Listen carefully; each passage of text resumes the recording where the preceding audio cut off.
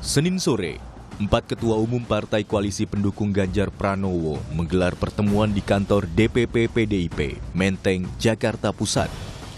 Dalam pertemuan, Arsyad Rashid resmi ditunjuk menjadi ketua tim pemenangan bakal capres Ganjar Pranowo di Pilpres 2024. Arsyad Rashid adalah seorang pengusaha yang saat ini tercatat sebagai Ketua Umum Kamar Dagang Indonesia atau Kadin. Mantan Panglima TNI Andika Perkasa menjadi salah satu wakil tim pemenangan. Ya, penunjukan dari Pak Arsyad Rashid tadi kan dilakukan ya dengan melihat bagaimana karakter dari Pak Ganjar Pranowo, target-target pemenangan, kemudian kita lihat track record-nya, sehingga semua sepakat suara bulat tadi untuk Pak Arsyad Rashid sebagaimana disampaikan Pak Haritanu sebagai ketua tim pemenangan nasional. Setelah menunjuk ketua tim pemenangan bakal capres Ganjar Pranowo di Pilpres 2024, pertanyaan selanjutnya adalah, kapan Ganjar akan mengumumkan wakilnya? Perihal calon wakil Ganjar di Pilpres 2024 hingga kini memang masih menjadi tanda tanya, meski sejumlah nama kerap digadang-gadang menjadi kandidatnya. Tak hanya itu, mendekati waktu pendaftaran Capres-Cawapres yang dijadwalkan Oktober mendatang, pendekatan antar partai untuk menambah kekuatan koalisi juga terus terjadi. Pendekatan terhadap Partai Demokrat salah satunya. Partai ini memang tengah didekati kubu Ganjar maupun Prabowo pasca menarik dukungannya dari pasangan Anies Baswedan dan Muhaimin Iskandar. Penjajakan ini diakui oleh Ketua DPP PDIP Puan Maharani. Saya ucapkan selamat kepada pasangan Mas Anies dan Caimin yang sudah mendeklarasikan sebagai calon presiden, calon wakil presiden. Komunikasi dengan Demokrat sendiri, Mbak, apakah sudah terjalin? Masih berjalin dan selalu terjalin. Jadi tentu saja setelah ini kita mungkin akan melakukan silaturahmi untuk menjajaki kemungkinan-kemungkinan yang ada. Begitu pula dengan kubu Prabowo Subianto. Gerindra menilai Prabowo dan AHY akan nyambung karena berlatar belakang yang sama, yaitu militer. Beliau berdua ini kan orang militer yang terjun ke politik dan berhasil membentuk partai politik yang menjadi ikut di parlemen dan menjadi partai besar. Jadi kayaknya nyambung lah kalau Pak Prabowo dengan Pak SBY dan Mas AHY, kayaknya sih secara psikologis nyambung. Soal penentuan cawapres selalu menjadi domain para ketua umum parpol secara bersama-sama, bukan hanya sosoknya, yang termasuk juga kriterianya dibicarakan bersama-sama. Ketua tim pemenangan Ganjar Pranowo sudah ditentukan. Penjajakan dengan Demokrat juga tengah dilakukan. Lalu, apakah ada peluang Ganjar berpasangan dengan AHY? Atau akankah ada kejutan dari Ganjar Pranowo? Tim Liputan, Kompas TV.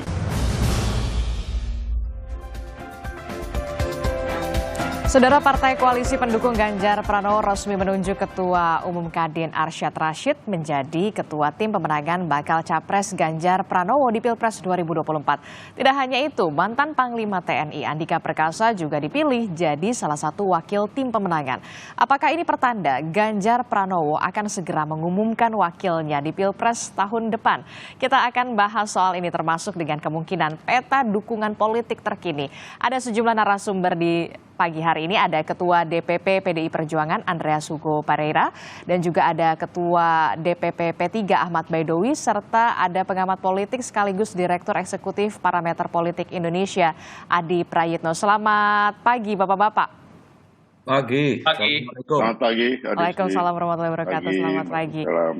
Saya langsung ke Bung Andreas dulu. Bung Andreas, semalam kan koalisi pengusung Ganjar Pranowo ini bertemu dan hasilnya adalah menunjuk secara resmi ketua pemenangan Ganjar Pranowo ini adalah Ketua Umum Kadin yakni Arsyad Rashid. Apa yang menjadi pertimbangannya? Kan kita tahu Pak Arsyad Rashid ini backgroundnya pengusaha. Ya, tentu punya pertimbangan-pertimbangan khusus, ada pertimbangan-pertimbangan yang sifatnya umum dalam arti bahwa chemistry antara tim pemenangan, sini tim pemenangan nasional dengan calon calon presidennya ya.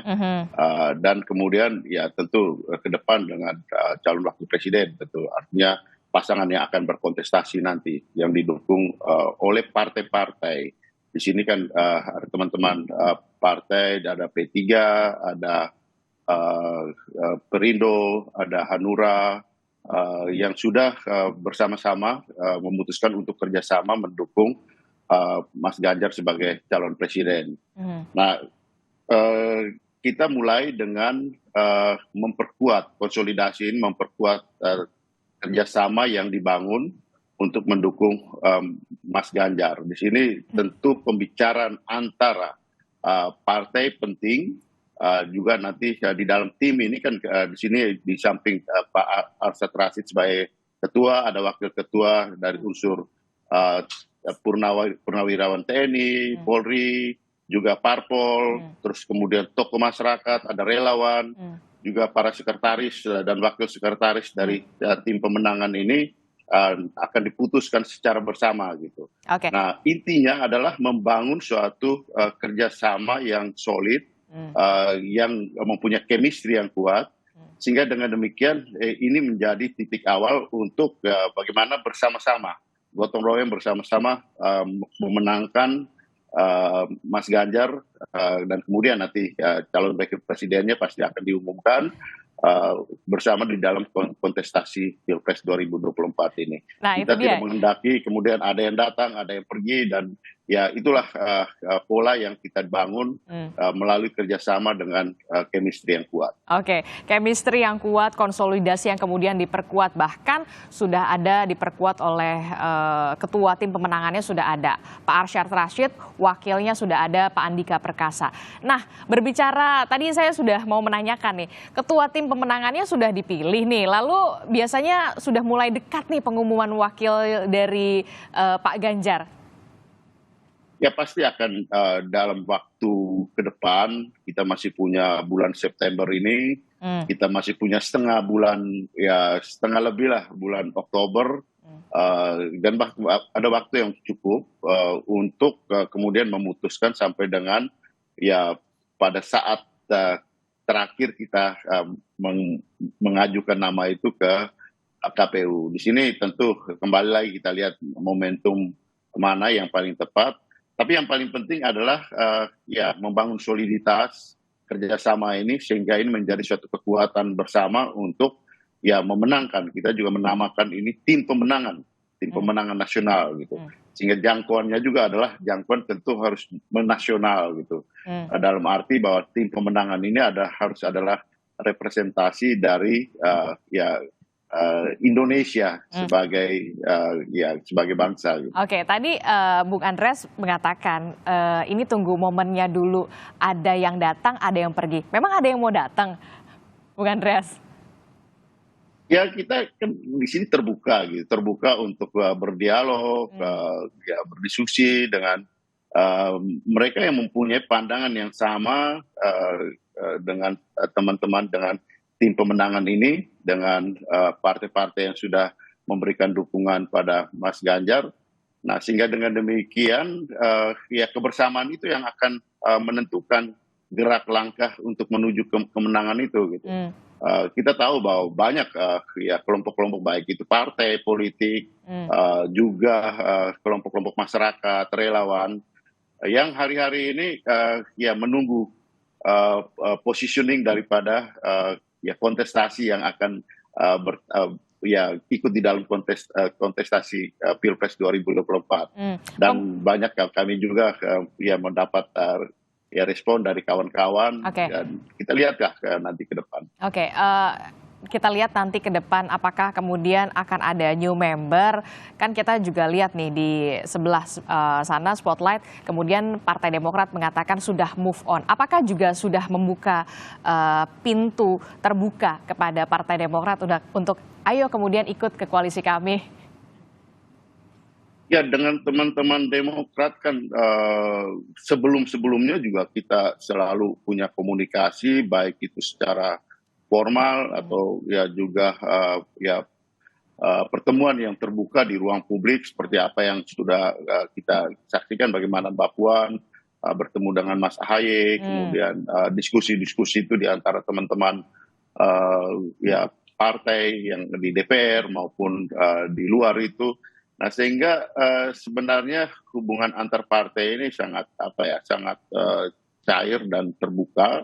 Nah, sehingga ya, ini memberikan ruang untuk kita berdialog. Bahwa kemudian nanti keputusannya bagaimana nanti kita lihat gitu. Tapi yang penting kita membuka ruang untuk komunikasi, untuk berbicara. Kenapa? Karena tentu ya keputusan untuk bergabung itu tidak bisa dipaksakan. Dalam arti bahwa kita tidak bisa membuat suatu rekayasa yang berlebihan untuk memaksakan bahwa suatu kerjasama itu, atau ya kalau teman-teman lain mengatakan bahwa koalisi itu ada di dalam tanda petik bahwa ini ada dalam suatu situasi keterpaksaan dalam masyarakat terbuka demokratis seperti sekarang.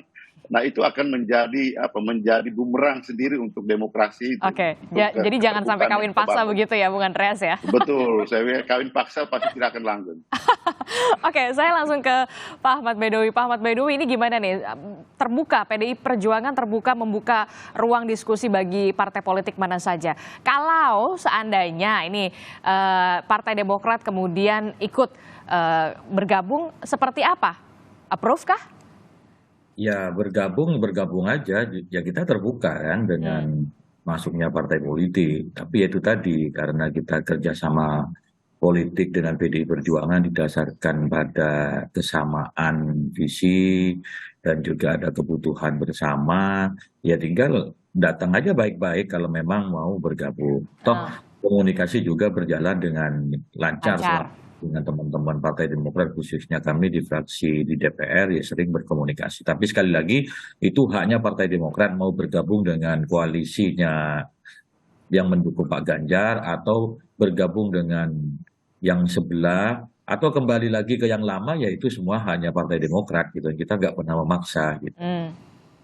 Tapi peluangnya bagaimana dengan Pak Sandi? Kalau dari P3 sendiri kan kemudian mengusulkan atau menyodorkan nama Sandiaga Uno sebagai pendamping Ganjar Pranowo.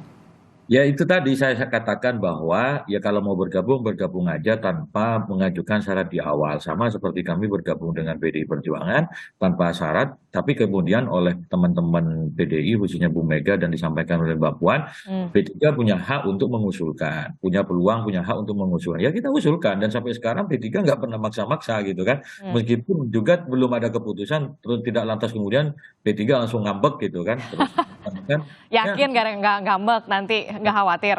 Nah, buktinya sekarang gimana coba? Setelah P3 gabung ada Perindo membawa TGB-nya, terus membawa siapa, kan fine-fine aja. Karena kan koalisi kita ini tujuannya nanti bagaimana memenangkan kontestasi. Tentu dinamika politik itu selalu dibaca, selalu diukur. Misalkan kemarin ketum-ketum partai sepakat menunjuk Pak Arsyad Rashid sebagai BPN. Kan kalau kita menekankan ego harusnya kan dari partai koalisi, tapi kan enggak. Nah, hal-hal seperti itu yang kalau dibicarakan duduk bersama itu akan akan indah hasilnya gitu, tidak main ancam mengancam begitu kan. Jadi dipastikan tidak akan khawatir lah ya, tidak akan ancam mengancam begitu ya. Ya kalau mana buktinya kan begitu. Sama dulu ketika misalkan teman-teman media menggiring Cak Imin mau bergabung terus minta wapres loh. Ya silakan aja kalau mau bergabung dulu baru bicara soal cawapresnya siapa. Bukan belum bergabung sudah bicara cawapres. Sama kayak yang sekarang Demokrat misalkan belum bergabung sudah ini capresnya ini, cawapresnya inilah. Ya gimana bergabung aja belum kok sudah minta yang macam-macam kayak gitu. Jadi apakah itu sikap Demokrat beneran atau framing dari media saya nggak tahu gitu. Jadi nggak apa-apa, yang penting gabung aja dulu, jangan langsung mengajukan syarat begitu ya. Ya memang begitulah, kita kan ingin duduk bersama, bermusyawarah, menentukan siapa, peluang menangnya bagaimana, terus kekurangannya seperti apa, terus menambal kekuatannya di mana, itu kan penting untuk dibicarakan duduk bersama satu sama lain. Saya langsung ke Mas Adi Prayitno. Mas Adi, gimana nih melihatnya? Kemudian Partai Demokrat sudah mengatakan sudah move on. Dan Bung Andreas juga tadi menyebut kita terbuka ruang diskusi. ke semua partai politik. Anda melihatnya seperti apa, Mas Adi? Mas Adi, masih di mute? Bisa di... Oh ya, oke. Saya kira Partai Demokrat itu akan terus membuka begitu banyak opsi-opsi politik ya terkait dengan Pilpres. Yang paling realistis tentu memilih salah satu kandidasi yang sudah mulai bermunculan, bergabung dengan Ganjar misalnya, bergabung dengan Prabowo, karena tidak mungkin kembali bergabung dengan Anies Baswedan. Atau dengan opsi yang ketiga yang belakangan itu begitu keras berhembus ya. Cuma opsi soal poros baru ini rasa-rasanya agak sulit ya. Argumennya dua hal. Pertama, P3 itu sampai saat ini menyatakan istiqomah dan konsisten menjadi bagian dari koalisi dengan PDIP yang mengusung Ganjar Pranowo. Di situ saja sudah agak rumit. Apalagi pada saat yang bersamaan sampai hari ini PKS itu terus menyatakan tegak lurus bersama Anies Baswedan. Sekalipun misalnya tidak terlampau happy dengan Anies yang memilih Muhaimin sebagai wakilnya. Oleh karena itu Demokrat mungkin saat ini menjadi satu-satunya partai politik yang jomblo, tidak punya partner dalam koalisi. Dalam konteks itu saja sebenarnya soal poros yang keempat agak rumit. Argumen yang kedua, poros yang baru ini kan seakan-akan mencoba untuk menduetkan antara Sandiaga Uno dengan AHY. Sorry itu harus saya katakan, Sandiaga Uno ini kan soal elektabilitasnya agak sedikit jauh jika dibanding-bandingkan dengan Ganjar, Prabowo Subianto, dan Anies Baswedan. Itu yang sepertinya kalaupun toh ada poros keempat, untuk kompetitif bersaing dengan poros-poros yang lain, itu agak rumit. Oleh karena itu, saya selalu mengatakan Demokrat itu opsinya cuma dua, bersama Prabowo Subianto atau dengan Ganjar Pranowo. Kalau dengan Prabowo itu kan ada bangunan historisnya. Karena Demokrat sejak 2014, 2019, dan 2024 kemungkinan bisa berkoalisi. Apalagi misalnya elektabilitas Prabowo saat ini relatif agak sedikit kuat. Tapi ingat, potensial Demokrat itu dia akan bereuni dengan Anas Urbaningrum, mantan ketua Demokrat, yang saat ini adalah ketua umum PKN yang sangat mungkin akan juga berkoalisi dengan Prabowo. Di kesempatan misalnya kan Anas Urbaningrum hadir dalam deklarasi-deklarasi dukungannya terhadap Prabowo Subianto. Apa mungkin Demokrat akan satu kolam gitu ya dengan Anas Urbaningrum yang kita tahu persis gitu memiliki jarak psikologis yang agak susah untuk dibahas. Nah, yang kedua mungkin Demokrat itu cukup rasional jika menjajaki soal kemungkinan islah politik ya dengan PDIP, karena apapun judulnya Demokrat ini kan punya tautan psikologi politik yang agak berjarak. Tawaran dari Puan Maharani dan PDIP yang membuka komunikasi politik beberapa waktu yang lalu itu mestinya diseriusi oleh Partai Demokrat, apalagi yang datang itu adalah Puan Maharani yang kita tahu adalah replika politik dari PDIP. Ini yang saya kira kerjasama mantan kedua anak presiden sangat mungkin akan bisa mempertemukan Partai Demokrat dan PDIP ke depan. Saya selalu mengatakan kepada Partai Demokrat, berkoalisilah dengan poros politik yang memungkinkan memenangkan pertarungan di 2024, terutama ini menyelamatkan Demokrat, yang kedua menyelamatkan karir politik AHY. Karena kalau Demokrat tidak bergabung dengan yang menang, bisa dipastikan 2009 AHY akan dilupakan sebagai figur yang sangat layak untuk dibicarakan dalam Pilpres. Saya kira itu Mbak posisinya. Oke, Mas Adi, kalau kita berbicara soal tim pemenangan, ini kan biasanya deklarasi dulu seperti koalisi sebelah begitu, deklarasi dulu. Nah, ini kemudian justru koalisi pengusung Ganjar Pranowo memilih untuk menunjuk secara resmi ketua tim pemenangannya dulu. Apakah melihat sebentar lagi nih akan ada deklarasi? Ya, saya kira dua hal yang berbeda. Kalau tim pemenangan ini kan sebenarnya ingin mengorkestrasi dan mengonsolidasi kekuatan-kekuatan politik pendukungnya Ganjar Pranowo. Jadi pendukungnya banyak, ada variabel partai, ada relawan, ada tim sukses, dan seterusnya. Jadi ada tim khusus yang sebenarnya untuk mengonsolidasi kekuatan ini. Kalau persoalan cawapres saya kira ini domainnya Megawati, kemudian domainnya Pak Mardiono, kemudian ya domainnya Perindo dan Hanura lah. Karena yang bisa memutuskan soal siapa calon pendampingnya Ganjar Pranowo adalah kesepakatan-kesepakatan ketua umum partai. Saya membayangkan kalau tim pemenangan itu hanya menerjemahkan semua kesepakatan politik, kebijakan-kebijakan politik yang sudah dibuat oleh partai ya. Tapi kalau dihitung rata-rata memang ini saya membaca semacam soft landing pada persiapan soal kira-kira siapa yang akan segera diumumkan untuk bisa mendampingi Ganjar Pranowo. Karena bagi partai pendukung Ganjar Pranowo yang paling penting juga dalam Pilpres itu membangun infrastruktur politik ya. Karena infrastruktur ini bukan hanya sebatas ornamen, bukan hanya sebatas hiasan, tapi menjadi instrumen dan variabel penting untuk mengaksentuasi soal bagaimana pola pemenangan ke depan. Oleh karena itu, kalau PDIP kan sebenarnya dengan P3 dan Perindo dan Hanura tidak terlampau pusing. Siapapun cawapresnya, poros ini akan memungkinkan bisa maju di 2024. Beda dengan Prabowo dan Anies, kehilangan satu partai akan menjadi kiamat sehari bagi mereka. Kekhawatiran tidak bisa maju. Prabowo misalnya, kalau Golkar angkat kaki kan nggak cukup itu Gerindra dan Oke, itu artinya Anda melihat kemudian PDI Perjuangan sekarang wait and see aja dulu begitu?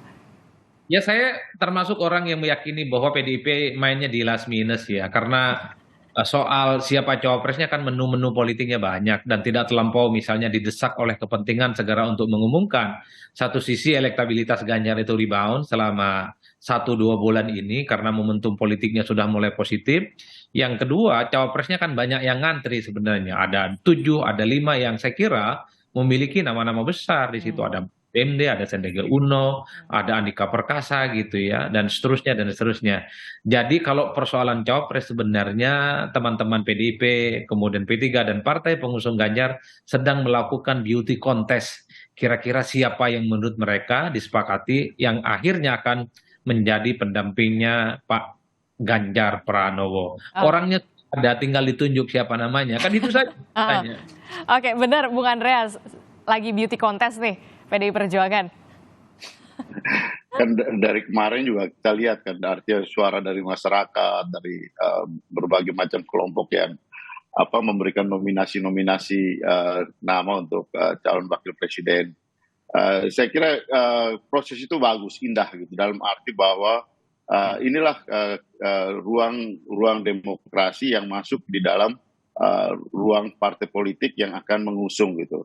Pada dasarnya seperti tadi sudah disinggung oleh Mas Baidowi, kita bekerja sama ini membangun soliditas kerjasama antar partai dengan kelompok-kelompok relawan yang sudah bergabung.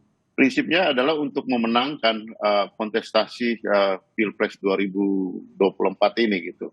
Oleh karena itu pada akhirnya toh yang namanya calon wakil presiden itu hanya satu orang gitu. Dan dari nama-nama itu kita tentu menghendaki nama yang kemudian bisa memberikan kontribusi untuk pemenangan gitu. Nah di sini saya kira kesepakatan itu tentu akan diambil dengan sangat-sangat rasional oleh para ketua umum untuk memutuskan, dan keputusan itu adalah keputusan bersama untuk menuju ke pemenangan gitu kan. Kita juga sudah menamakan ini tim pemenangan gitu. Jangan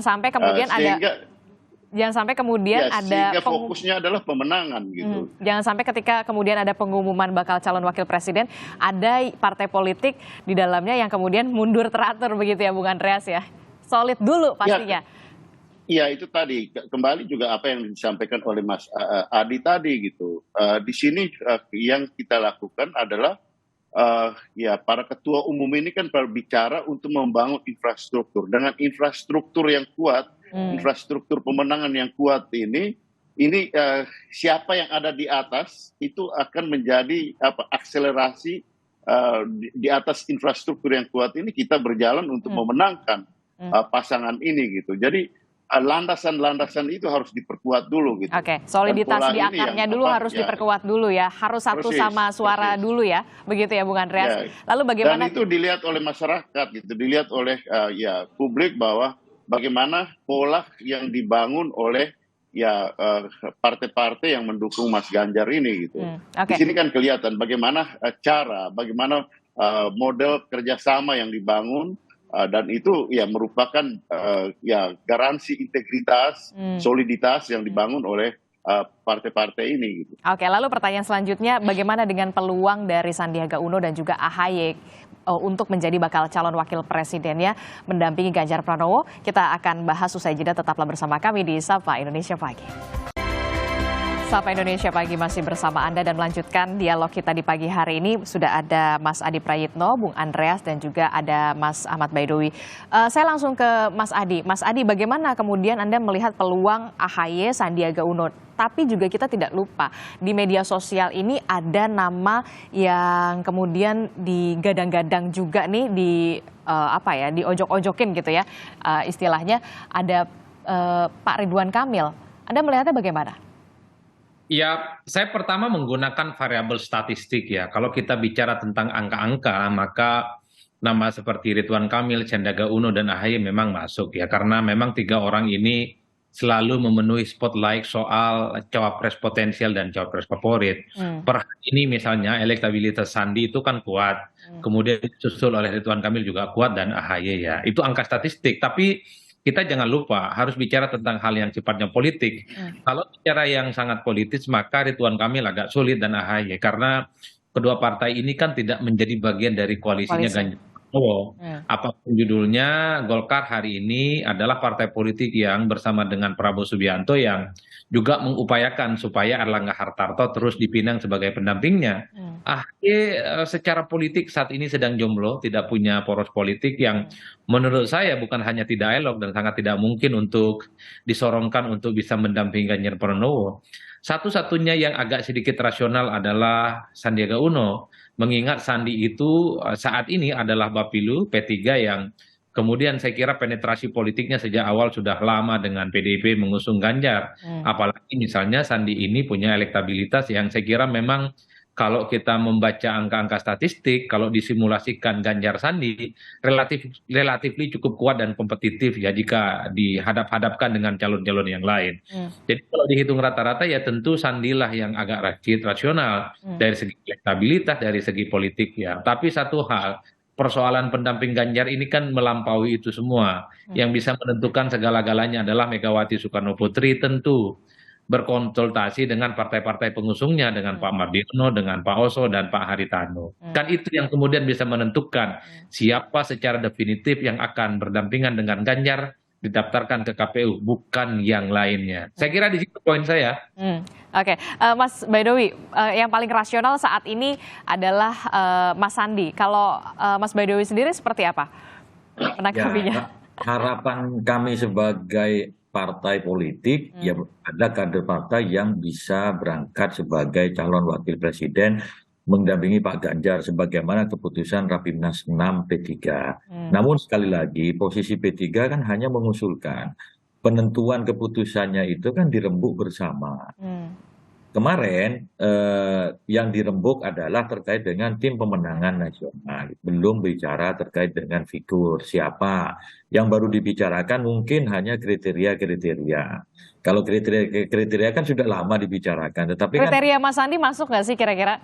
Ya kalau tadi dari angka statistik misalkan dari hasil survei itu jelas masuk, tetapi variabelnya tidak hanya itu, tapi variabel yang lain. Kalau kemudian apa kriterianya mewakili sisi religius ya juga masuk kan begitu, mewakili apa sisi luar Jawa juga masuk. Namun sekali lagi kita tidak mendahului keputusan dan tidak dalam posisi untuk mendesak karena kita sudah sepakat sejak awal menyatakan kerjasama politik dengan PDI Perjuangan bahwa penentuan cawapres akan dilakukan secara musyawarah. Nah, ya kita tunggu musyawarah para ketum-ketum partai itu karena sebentar lagi juga akan ada pertemuan. Toh waktu yang kita miliki mendaftar ke KPU sampai ditutupnya masa pendaftaran itu sekitar masih 1,5 bulan ke depan. Nah, 1,5 bulan ke depan ini tentu banyak dinamika politik yang terus dicermati. Karena melihat politik itu kan tidak bisa dilihat dari satu sisi, tapi harus dari berbagai sisi untuk menghasilkan sebuah analisa yang komprehensif gitu untuk bisa memenangkan kontestasi. Oke, Bung Andreas, tadi sudah disinggung nih sama Mas Ahmad Baidowi. Akan ada pertemuan selanjutnya. Informasinya nih katanya 13 September. Apakah ini sudah mulai mengkerucutkan karena memang ketua tim pemenangan sudah ditunjuk? Ya, ke depan ini ada hari-hari untuk memperkuat infrastruktur tim pemenangan nasional ini. Gitu. Kita sudah putuskan, para ketua umum kemarin sudah memutuskan Pak Arsyad Rashid, ya kita tahu bahwa Pak Arsyad Rashid ini adalah seorang seorang pengusaha yang sukses.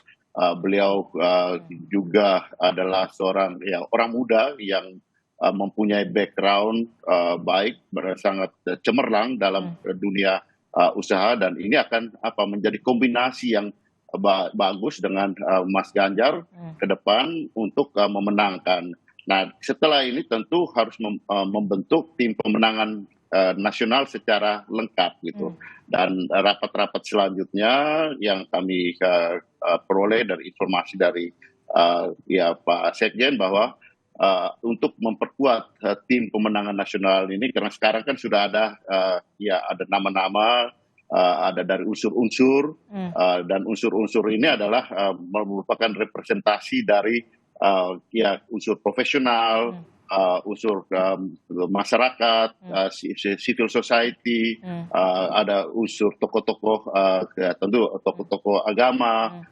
juga tentu ya generasi muda, sehingga ini menjadi suatu kekuatan yang solid untuk bersama-sama memenangkan Mas Ganjar dan calon wakil presidennya ke depan. Bahwa yang akan menjadi calon wakil presiden itu adalah wilayah ketua umum. Oke, levelnya level pimpinan lah ya intinya. Nah, kalau untuk strateginya, karena kan tadi Mas Baidowi sudah menyatakan ini harus komprehensif. Kemudian, lalu bagaimana untuk strategi pemenangan, khususnya di Jawa Timur dan juga Jawa Barat? Karena kalau kita tahu ya Jawa Tengah sudah dipegang lah sama PDI Perjuangan. Ya kita nggak bisa membuat generalisasi seperti itu, gitu. Bahwa ini daerah ini kapling gitu. Tapi ya kita lihatlah, ini mengklaim itu baik, dan ya di politik itu perlu ada klaim. Tapi ketika membuat keputusan kita harus melihat dengan peta yang terbuka, dan kemudian menghitung secara rasional. Dalam hal ini tentu ya masih ada banyak ruang yang ada di Jawa Timur. Mas Baidowi ini dapilnya Jawa Timur, dia tahu persis gitu. Mas Adi ini kan orang Jawa Timur juga. Jadi masih banyak ruang di Jawa Timur, masih banyak ruang di Jawa Barat, masih banyak ruang di Sumatera, di mana itu adalah wilayah-wilayah yang akan menjadi wilayah pertarungan untuk memenangkan Mas Ganjar dan calon wakil presidennya. Nah, disinilah saya kira infrastruktur tim pemenangan itu juga perlu menjadi representasi. Makanya saya katakan tadi ada representasi representasi kelompok masyarakat, ada representasi wilayah, sehingga dengan demikian ini menjadi suatu kekuatan yang menasional dan mensinergikan tim ini sebagai suatu tim yang sifatnya tentu juga menasional dengan berbagai macam unsur-unsur yang ada di bangsa ini gitu. Oke.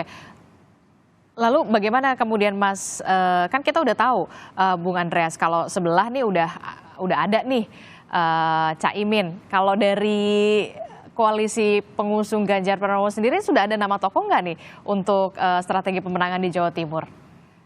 Ibu Kofifa atau Mbak Yeni Wahid begitu? Kita punya banyak nama di situ. Kita punya banyak figur-figur yang bisa merepresentasikan baik Jawa Timur. Itu bisa di dalam tim pemenangan, karena toh ini ya, presiden dan wakil presiden itu kan cuma satu. Calon wakil presiden dan calon wakil presiden itu kan cuma satu-satu gitu kan. Sementara ke depan di dalam tim pemenangan itu perlu banyak orang gitu. Nah, sehingga disinilah pentingnya membangun satu tim yang kuat untuk bersama-sama gitu, memenangkan kontestasi pilpres dan pilpres ini gitu.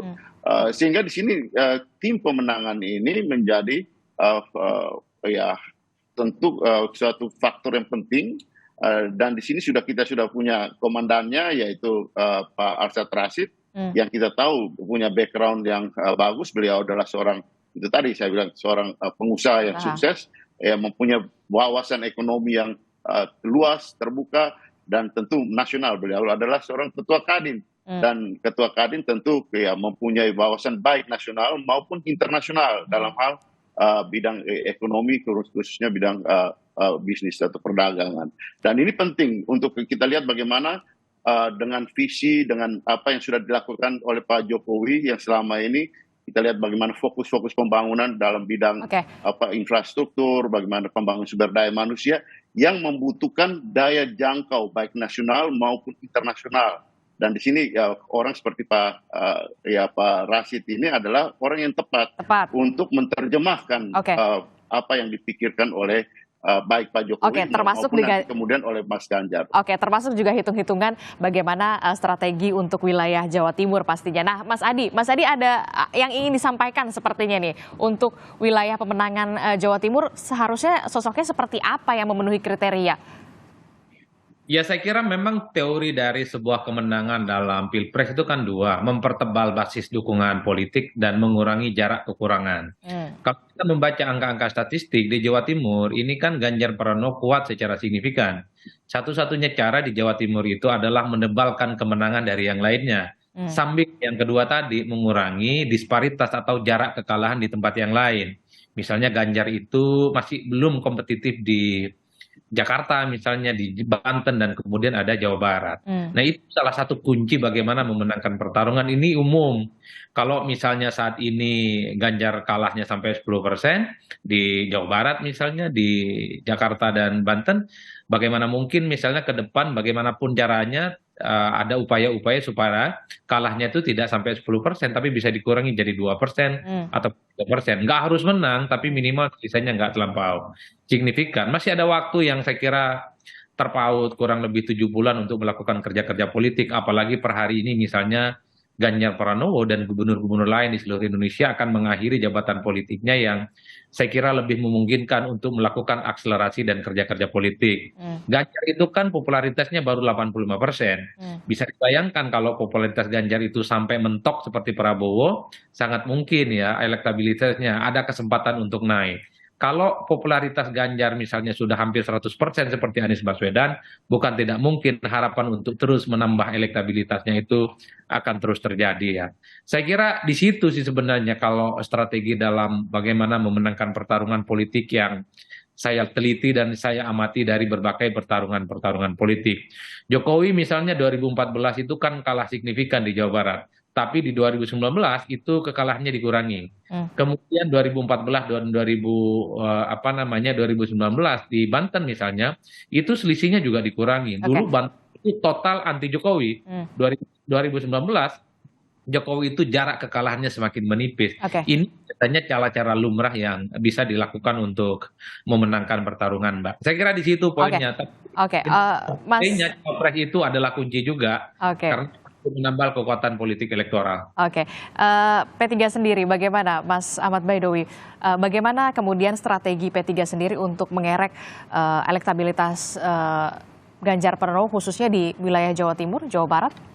Ya, P3 sebagai partai Islam tentu akan membawa Mas Ganjar kepada komunitas konstituen pemilih P3, yakni kalangan pondok pesantren, majelis taklim, dan juga ormas-ormas Islam. Dan itu kami lakukan kemarin ketika berkampanye untuk Pak Jokowi itu signifikan, termasuk bisa mengurangi kekurangan kekalahan Pak Jokowi di Banten dan Jawa Barat.